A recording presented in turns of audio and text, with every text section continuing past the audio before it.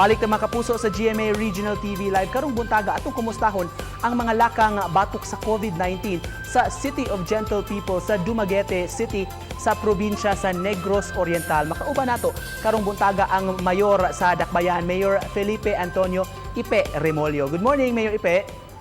Morning, Nico. Good morning sa mga televiewers, GMA News Live. And good morning, Philippines. Daghang salamat, Mayor, sa pag-uban kanamo karong buntaga, Yes. Mayor. Kumusta ang COVID cases sa Dumaguete City, Mayor? So far, Nico, as of today, at this moment, zero COVID sa Dumaguete. And, well, thank God. And walay local transmission. So that's what I can say na for at the moment. It is worth Considering, Nico, kami may unang bisita sa COVID, no? Sa niadtong January 21 to Chinese citizens directly from Wuhan. Couple ni sila. Yan ni for 5 days. And then thank God, walay local transmission. Mayor, unsay sikreto sa zero COVID cases nato sa Dumaguete, walay community transmission? To be scientifically, no, I like to credit this to our di man perfect but very active and accurate nga kining contact tracing. And we take seriously our rules among guidelines and protocol. That's second.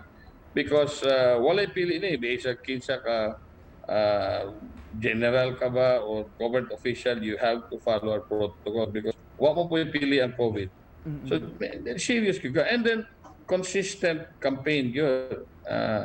Kitong mag-mask, mag-washing of hands, kaning social distancing.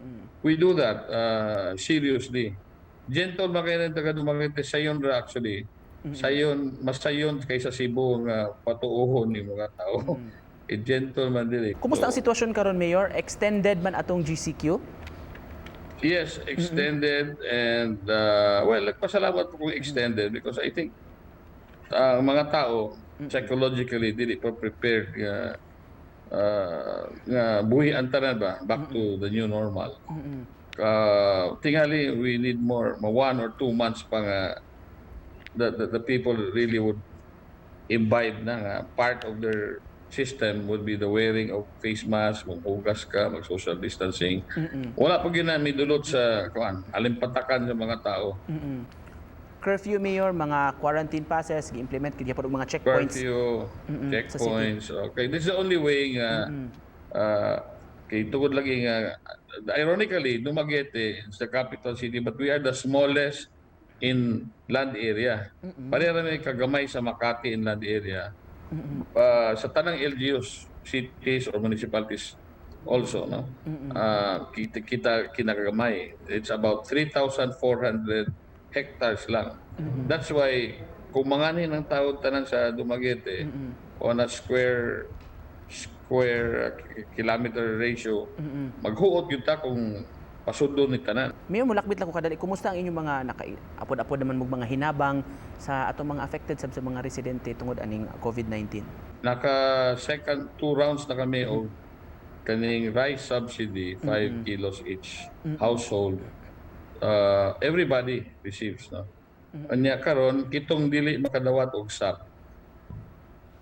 Tagaan na mo og tinatawag equalization subsidy. Meaning di sila qualified sa SAP. Tagaan na mo sila half a pack of rice or 25 kilos of rice every household.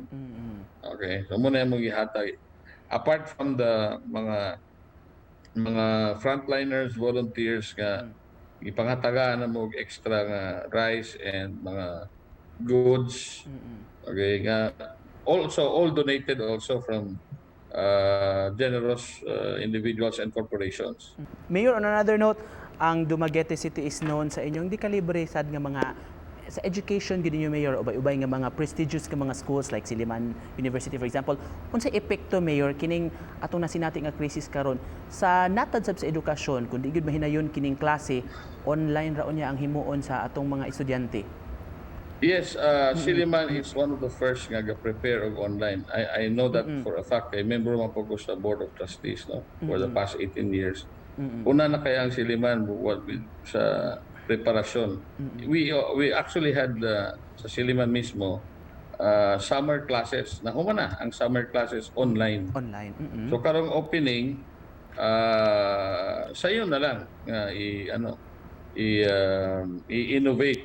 But ga problema pa sa ubang courses like physical education, kining mga laboratories, mga chemistry, mo pa na nang gitunan o sao na siya. But we have also other big universities like Foundation University, Negros Oriental State University, and all of them, Santa Catalina de Alejandra or Cosca, St. Paul's University. By the way, St. Paul's is the first St. Paul's in the entire country, founded 1904.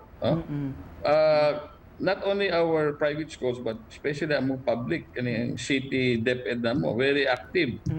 Sige gamitin sa kining sa school board. Preparado na po sila. They are confident na mahimo nila ni. But then again, muhulat gyapon ta sa advice sa atong DepEd Manila. In closing, mensahe sa mga taga Dumaguete, Mayor, ani atong paaboton sa new normal ug undo na kay mga tambag sab kanila, Mayor. Nakita na nato nga pag sobra ang tao like Metro Manila, Quezon City, Cebu, Davao, mag Iloilo, malisdan yun og bisag kinsa pay walay bright nga leader nga makasolbar sa problema kung overcrowded. So kito mga taga Dumaguete na Cebu, balik na mo para dili mo overcrowded ang Cebu. Don't contribute to the overcrowding. But only after this case is over. Kasi magdala man po mo o i-isolate mo. Thank you so much, Mayor, for interesting discussion this morning. Ang amahan sa Dumaguete City Mayor Felipe Antonio Ipe Remolyo. Thank you, Nico. Thank you, GMA. Thank you, Mayor. God bless you.